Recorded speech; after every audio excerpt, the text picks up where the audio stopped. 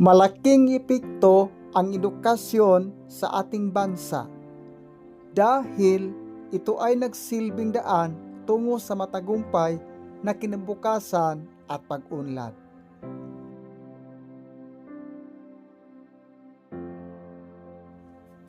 Ayon kay Dr. Jose Rizal, ang edukasyon ang lunas sa mga suliraning panlipunan at pangkabuhayan.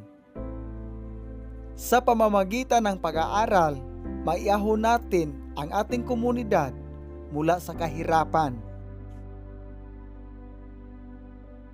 Kapag maraming nakapagtapos sa pag-aaral at nakakuha ng mga kursong angkop sa kanilang kakayahan, mas malaki ang posibilidad ng pag-unlad, hindi lamang para sa sarili, kundi para rin sa pamilya at komunidad.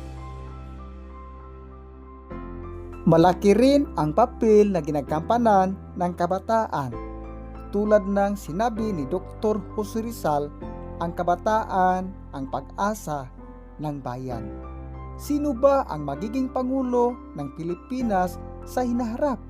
Sino ba ang magiging piloto ng mga eroplano? Sino ba ang mga ihinyerong gagawa ng mga plano para sa malaking infrastruktura? Sino ba ang magiging tagapaglingkod sa mga bangko at magpatakbo ng mga negosyo upang mapaunlad ang ating komunidad? Sino ang magiging tagapagtanggol sa mga mahihirap kung walang mga abogado sa ating lipunan? At sino ang magiging mga guro na magtuturo sa susunod na henerasyon? Tayong mga kabataan ang may hawak sa susunod na kabanata ng ating bayan.